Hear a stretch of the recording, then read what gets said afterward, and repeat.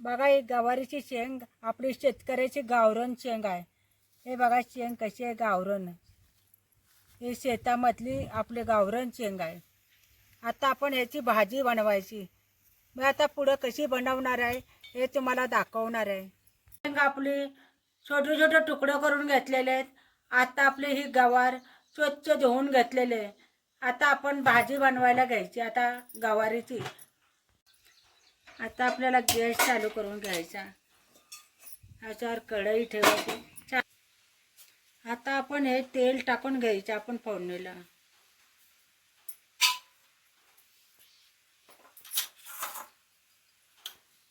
आता आपल्याला ही फोडणीला लसूण टाकून घ्यायचा।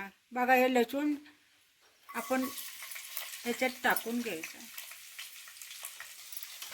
आता हे जिरं टाकून घ्यायचं आपल्याला। बघा हे जिरं फोडणीला टाकून घ्यायचं। आपले हे फोडणी लाल झालेले आहे। बघा हे फोडणी लाल झालेले आहे। आता ह्याचा खूप वास यायला लागलाय। आता आपण हे गवार टाकून घ्यायची।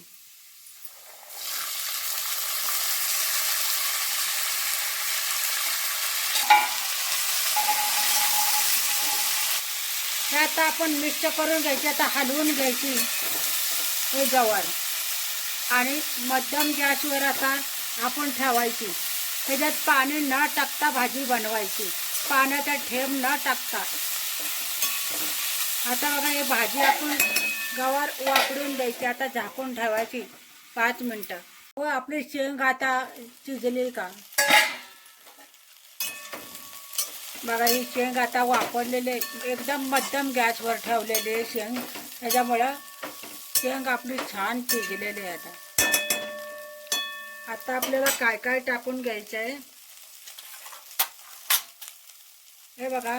शेंगदाण्याचं कूट, हे आपली सोलापूरचे गावरान शेंग आहे आणि सोलापूर जिल्ह्यामध्ये अशी शेंग बनवतात। आपल्याला हे शेंगदाण्याचं कूट टाकून घ्यायचं आहे।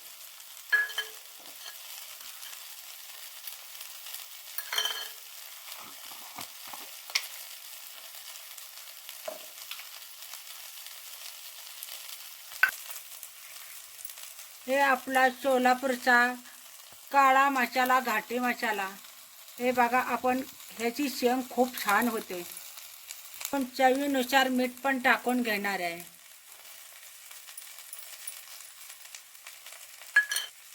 आपण थोडीशी कोथिंबीर टाकून घ्यायची।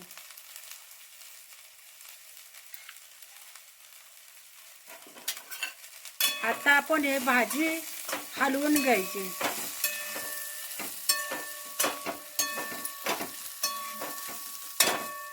बघा ही सोलापूरची गावची गावरान गवार शेंगदाण्याच्या कुटामुळे खूप छान होते।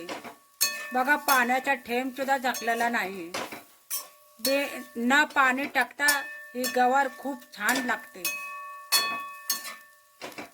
आता मी 5 मिनिटं झाकून ठेवते, म्हणजे आपला मसाला मिसळला जाणार। आता बघूया आपण हे शेंग शिजली का। बघा बारीक गॅसवर ठेवल्यामुळं हे शेंग एकदम मऊ झाली आणि मसाला एकदम मऊ भाजी शिजल्यासारखी दिसते। बघा आता आपण आता हे शेंग आता खायला घेतली तरी चालेल। आता भाजी शिजून तयार झालेली आहे। आपण हे शेंग चपातीवर खाऊ शकतो, भाकरीवर खाऊ शकतो। हे सोलापूरची गावरान शेंग शेंगदाण्याच्या कुटापासून बनवलेली भाजी, पाण्याचा न थेंब टाकता, घाटी मसाला आणि शेंगदाण्याचं कूट वापरलेले आहे। आता गॅस बंद करून घेऊया। आपली भाजी बघा हे कशी मऊ शिजलेली आहे। आपण आता काढून घेऊया। हे बघा आपली कशी शेंग झाली गावरान शेंग, शेंगदाण्याच्या कुटापासून कशी बनवलेले, एकदम चविष्टदार आणि आता भाकरी किंवा चपातीवर आपण खाऊ शकतो।